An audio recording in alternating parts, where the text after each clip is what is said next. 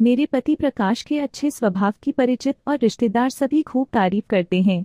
उन सब का कहना है कि प्रकाश बड़ी से बड़ी समस्या के सामने भी उलझन, चिढ़, गुस्से और परेशानी का शिकार नहीं बनते। उनकी समझदारी और सहनशीलता के सब कायल हैं। शादी के 3 दिन बाद का एक किस्सा है। हनीमून मनाने के लिए हम टैक्सी से स्टेशन पहुंचे। हमारे 2 सूटकेस कुली ने उठाए और 5 मिनट में प्लेटफॉर्म तक पहुंचाकर जब मजदूरी के पूरे 100 रुपए मांगे तो नई मिली दुल्हन होने के बावजूद मैं उस कुली से भिड़ गई।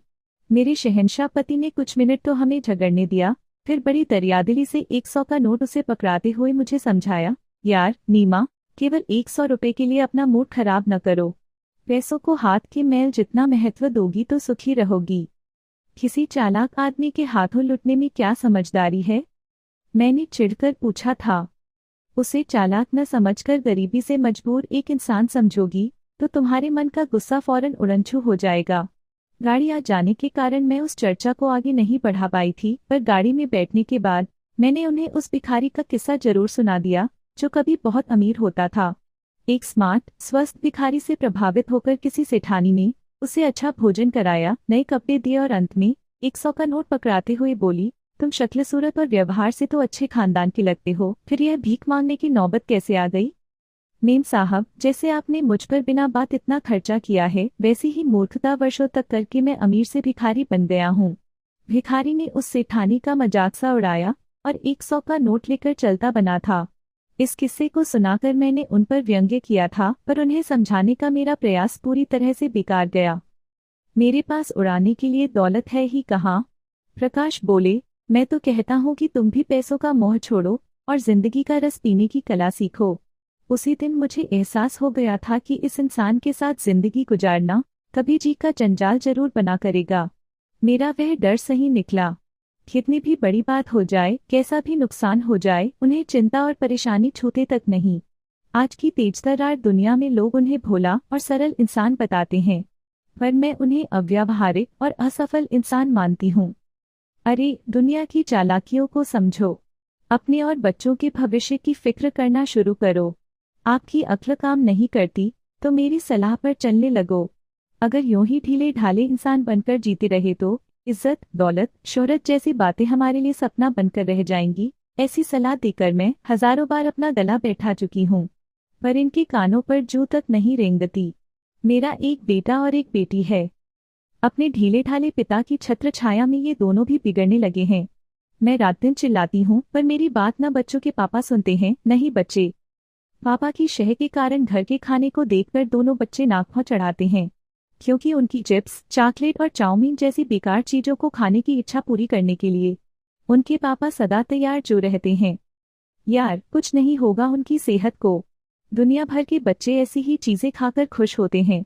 बच्चे मनसूस कर जिए, यह ठीक नहीं होगा उनके विकास के लिए। उनकी ऐसी दलीलें मेरे तन बदन में आग लगा देती हैं। मैं समझती इन चीजों में विटामिन, मिनरल नहीं होते। बच्चे इन्हें खाकर बीमार पड़ जाएंगे, जिंदगी भर कमजोर रहेंगे। देखो, जीवन देना और उसे चलाना प्रकृति की जिम्मेदारी है। तुम नाहक चिंता मत करो। उनकी इस तरह की दलीलें सुनकर मैं खुद पर झुंझला पड़ती। प्रकाश को जिंदगी में ऊंचा उठकर कुछ बनने, कुछ कर दिखाने की चाह बिल्कुल नहीं है। अपनी प्राइवेट कंपनी में प्रमोशन के लिए वह जरा भी हाथ पैर नहीं मारते। बॉस को खाने पर बुलाओ, उसे दिवाली पर महंगा उपहार दो, उसकी चमचागिरी करो। मेरे यूं समझाने का इन पर कोई असर नहीं होता। समझाने के एक्सपर्ट मेरे पतिदेव उल्टा मुझे समझाने लगते हैं। मन का संतोष और घर में हंसी खुशी का प्यार भरा माहौल सबसे बड़ी पूंजी है। जो मेरे हिस्से में है वह मुझसे कोई छीन नहीं सकता और लालच में करता नहीं। मैं कहती, लेकिन इंसान को तरक्की करने के लिए हाथ पैर तो मारते रहना चाहिए। अरे, इंसान के हाथ पैर मारने से कहीं कुछ हासिल होता है? मेरा मानना है कि वक्त से पहले और पुरुषार्थ से ज्यादा कभी किसी को कुछ नहीं मिलता। उनकी इस तरह की दलीलों के आगे मेरी एक नहीं चलती।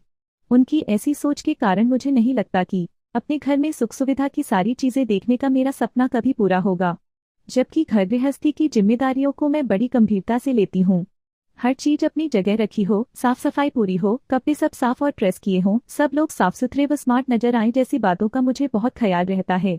मैं घर आए मेहमान को नुक्स निकालने या हंसने का कोई मौका नहीं देना चाहती हूँ। अपनी लापरवाही व गलत आदतों के कारण बच्चे व प्रकाश मुझसे काफी डांट खाते हैं।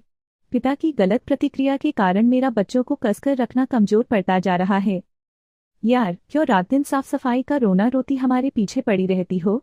अरे, घर रिलैक्स करने की जगह है। दूसरों की आंखों में सम्मान पाने के चक्कर में हमारा बैंड मत बजाओ प्लीज। बड़ी बड़ी लच्छेदार बातें करके प्रकाश दुनिया वालों से कितनी भी वाहवाही लूट लें, पर मैं उनकी डायलॉगबाजी से बेहद तंग आ चुकी हूँ। नीमा, तुम तेरा मेरा बहुत करती हो, जरा सोचो कि हम इस दुनिया में क्या लाए थे और क्या ले जाएंगे। मैं तो कहता हूँ कि लोगों से प्यार का संबंध नुकसान उठाकर भी बनाओ। अपने अहम को छोड़कर जीवन धारा में हंसी खुशी बहना सीखो। प्रकाश के मुंह से ऐसे संवाद सुनने में बहुत अच्छे लगते हैं, पर व्यावहारिक जिंदगी में इनके सहारे चलना नामुमकिन है। बहुत तंग और दुखी होकर कभी भी मैं सोचती हूँ कि भाड़ में जाएं ये तीनों और इनकी गलत आदतें। मैं भी अपना खून जलाना बंद कर लापरवाही से जीऊंगी, लेकिन मैं अपनी आदत से मजबूर हूँ। देखकर मरी मक्खी निगलना मुझसे कभी नहीं हो सकता। मैं शोर मचाते मचाते एक दिन मर जाऊंगी, पर मेरे साहब आखिरी दिन तक मुझे समझाते रहेंगे, पर बदलेंगे रत्ती भर नहीं। जीवन के अपने सिखाने के ढंग हैं। घटनाएं घटती हैं, परिस्थितियां बदलती हैं और इंसान की आंखों पर पड़े पर्दे उठ जाते हैं। हमारी समझ से विकास का शायद यही मुख्य तरीका है। कुछ दिन पहले साहिल को बुखार हुआ तो उसे दवा दिलाई, पर फायदा नहीं हुआ। अगले दिन उसे उल्टियां होने लगी तो हम उसे चाइल्ड स्पेशलिस्ट के पास ले गए। इसे मेनिंजाइटिस यानी दिमागी बुखार हुआ है। फौरन अच्छे अस्पताल में भर्ती कराना बेहद जरूरी है। डॉक्टर की चेतावनी सुनकर हम दोनों एकदम से घबरा उठे थे। एक बड़े अस्पताल के आईसीयू में साहिल को भर्ती करा दिया। फौरन इलाज शुरू हो जाने के बावजूद उसकी हालत बिगड़ती गई। उस पर गहरी बेहोशी छा गई और बुखार भी तेज हो गया। आपके बेटे की जान को खतरा है। अभी हम कुछ नहीं कह सकते कि क्या होगा। डॉक्टर के इन शब्दों को सुनकर प्रकाश एकदम से टूट गए। मैंने अपने पति को पहली बार सुर्खियां लेकर रोते देखा। चेहरा बुरी तरह मुरझा गया और आत्मविश्वास पूरी तरह खो गया। साहिल को कुछ नहीं होना चाहिए नीमा, उसे किसी भी तरह से बचा लो। यही बात दोहराते हुए वह बार बार आंसू बहाने लगते। मेरे लिए उनका हौसला बनाए रखना बहुत कठिन हो गया। साहिल की हालत में जब 48 घंटे बाद भी कोई सुधार नहीं हुआ तो प्रकाश बात बेबात पर अस्पताल के कर्मचारियों, नर्सों व डॉक्टरों से झगड़ने लगे। हमारे बेटे की ठीक से देखभाल नहीं कर रहे हैं ये सब। प्रकाश का पारा थोड़ी थोड़ी देर बाद चढ़ जाता। सब बेफिक्री से चाय पीते, गप्पे मारते यूं बैठे हैं मानो मेले में आए हों। एक आध पिटेगा मेरे हाथ से तो ही इन्हें अक्ल आएगी। उनके गुस्से को नियंत्रण में रखने के लिए मुझे उन्हें बार बार समझाना पड़ता। जब वह उदासी, निराशा और दुख के कुएं में डूबने लगते तो भी उनका मनोबल ऊंचा रखने के लिए मैं उन्हें लेक्चर देती। मैं भी बहुत परेशान व चिंतित थी, पर उनके सामने मुझे हिम्मत दिखानी पड़ती। एक रात अस्पताल की बेंच पर बैठे हुए मुझे अचानक एहसास हुआ कि साहिल की बीमारी में हम दोनों ने भूमिकाएं अदल बदल दी थी। वह शोर मचाने वाले परेशान इंसान हो गए थे और मैं उन्हें समझाने व लेक्चर देने वाली टीचर बन गई थी। मैं ये समझकर बहुत हैरान हुई कि उन दिनों मैं बिल्कुल प्रकाश के सुर में सुर मिला रही थी। मेरा सारा जोर इस बात पर होता कि किसी भी तरह से इनका गुस्सा, तनाव, चिढ़, निराशा या उदासी छंट जाए। 4 दिन बाद जाकर साहिल की हालत में कुछ सुधार लगा और वह धीरे धीरे हमें व चीजों को पहचानने लगा था। बुखार भी धीरे धीरे कम हो रहा था। बेटे के ठीक होने के साथ ही इनके पुराने व्यक्तित्व की झलक उभरने लगी। एक शाम जानबूझकर मैंने गुस्सा भरी आवाज में उनसे कहा, साहिल, ठीक तो हो रहा है, पर मैं इस अस्पताल के डॉक्टरों व दूसरे स्टाफ से खुश नहीं हूँ। ये लोग लापरवाह हैं, बस लंबा चौड़ा बिल बनाने में माहिर हैं। यार नीमा, बेकार में गुस्सा मत हो। यह तो देखो कि इन पर काम का कितना जोर है। रही बात खर्चे की तो तुम फिक्र क्यों करती हो? पैसे को हाथ का मैल। उन्हें पुराने सुर में बोलता देख मैं मुस्कुराए बिना नहीं रह सकी। मेरी प्रतिक्रिया गुस्से और चिढ़ से भरी नहीं है। यह नोट करके मेरे मन का एक हिस्सा बड़ी सुखद हैरानी महसूस कर रहा था। साहिल 15 दिन अस्पताल में रहकर घर लौटा तो हमारी खुशियों का ठिकाना नहीं रहा।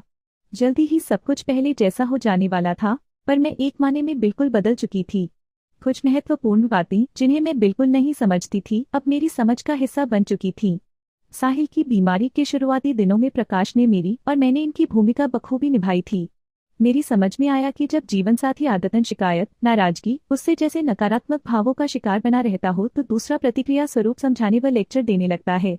घर गृहस्थी में संतुलन बनाए रखने के लिए ऐसा होना जरूरी भी है। दोनों एक सुर में बोले तो यह संतुलन बिगड़ता है। साहिल की बीमारी के कारण मैं भी बहुत परेशान थी। प्रकाश को संभालने के चक्कर में मैं उन्हें समझाती थी और वैसा करते हुए मेरा आंतरिक तनाव, बेचैनी व दुख घटता था। इस तथ्य की खोज व समझ मेरे लिए बड़ी महत्वपूर्ण साबित हुई। आजकल मैं सचमुच बदल गई हूँ और बहुत रिलैक्स व खुश होकर घर की जिम्मेदारियां निभा रही हूँ। प्रकाश अपनी भूमिकाओं की अदला बदली करने में मुझे महारत हासिल होती जा रही है और यह काम मैं बड़े हल्के फुल्के अंदाज में मन ही मन मुस्कुराते हुए करती हूँ। हर कोई अपने स्वभाव के अनुसार अपने अपने ढंग से जीना चाहता है। अपने को बदलना ही बहुत कठिन है, पर असंभव नहीं। लेकिन दूसरे को बदलने की इच्छा से घर का माहौल बिगड़ता है और बदलाव आता भी नहीं। अपने इस अनुभव के आधार पर इन बातों को मैंने मन में बिठा लिया है और अब शोर मचाकर प्रकाश का लेक्चर सुनने के बजाय मैं प्यार भरे मीठे व्यवहार के बल पर नेहा, साहिल और उनसे काम लेने की कला सीख गई हूँ।